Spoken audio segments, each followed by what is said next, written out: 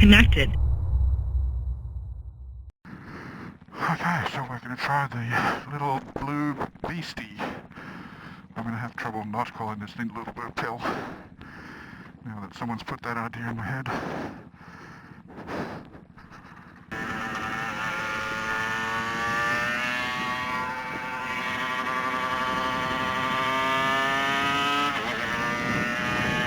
Second gear.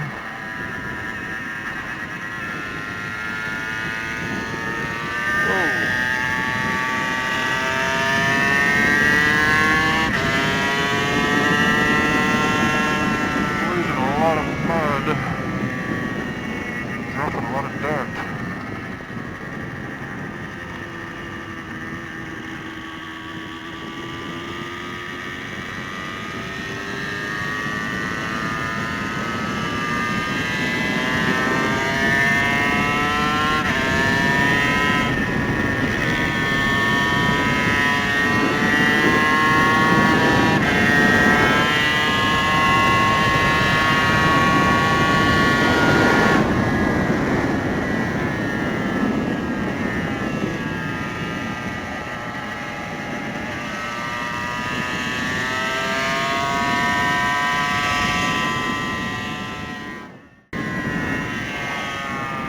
Getting my gear shift pattern down now.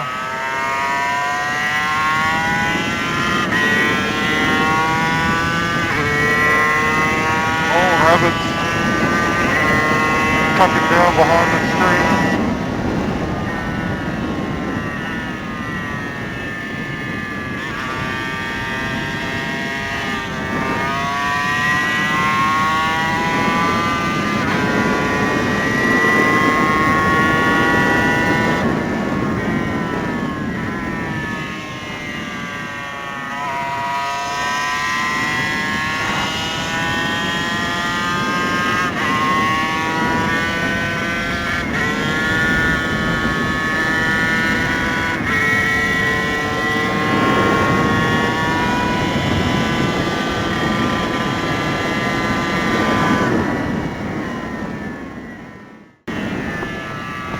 Miss any gears, I can catch him.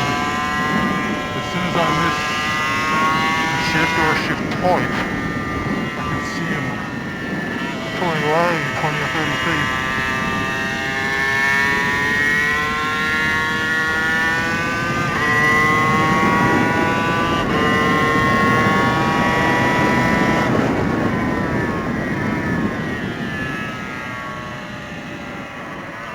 Like that.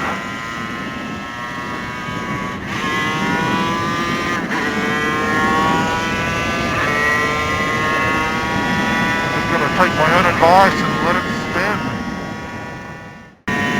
Okay, so that was definitely, I've got some clogged filters.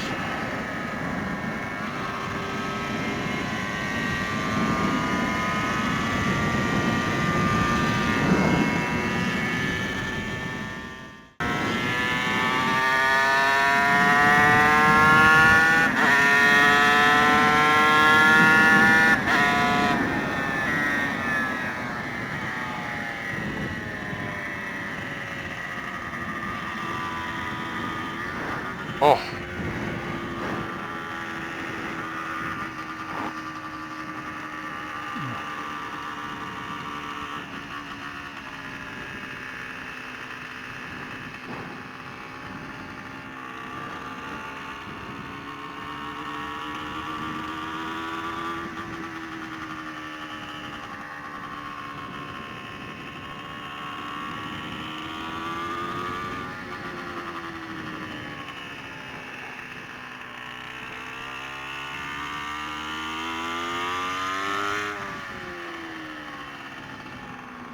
Wow, what a fun little machine. This totally makes you think about every little sensitive aspect. Yeah, my tires are overinflated for the conditions, especially that front. Good lord. I need to let out, I would say, to start with 5 psi.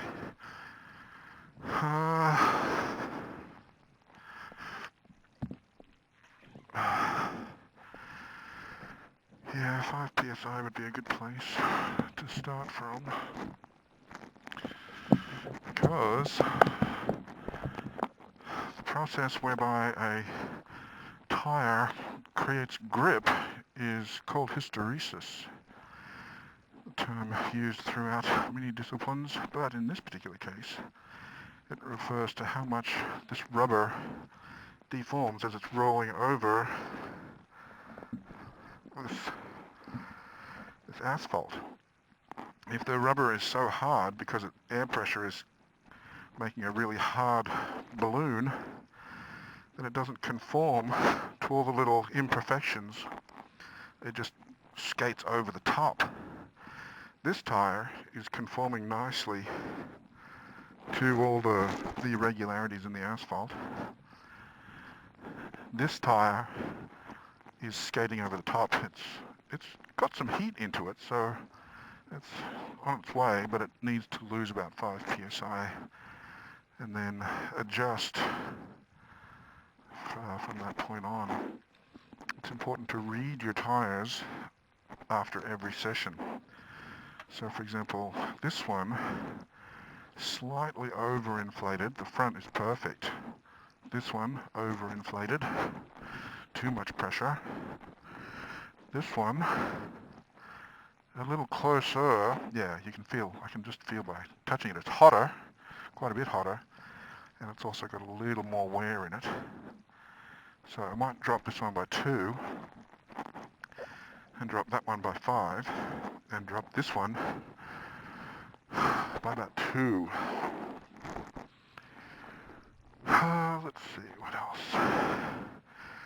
That's it for the tires for now. But yeah, this thing, you don't have a lot of power. I mean, it's got a lot compared to other 250s, but it's got very little compared to that. So with this, when you make a mistake, you can just compensate by waiting until you've got some traction and just twist the wrist. With this, if you make a mistake, it doesn't matter how much you twist the wrist. You can't compensate. You don't have the power, so you have to compensate with front end and corner entry speeds. And with a tire that's got too much pressure, it's not gripping properly. So it doesn't give you the confidence to turn into the corner at a higher speed. It doesn't give you the confidence to start braking later, but then brake for longer. By trail braking, you brake longer but less. You can't do that if your front tire is overinflated. It just doesn't give you the feel. It doesn't give you that sense of confidence. It doesn't give you that feeling of safety.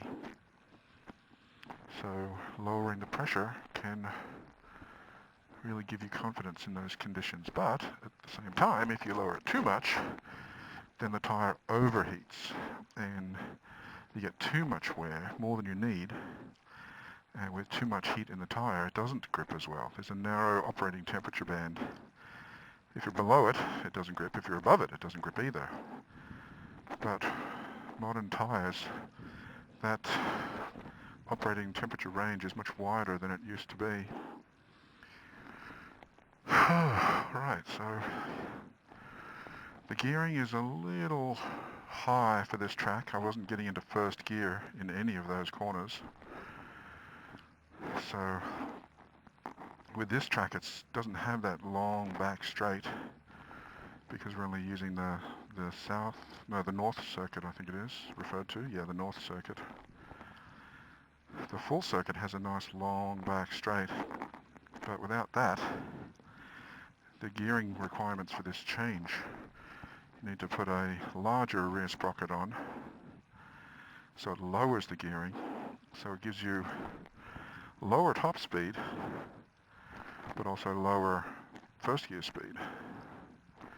And with this close ratio transmission, you can use first gear on the track. That's the whole point of having that close ratio transmission.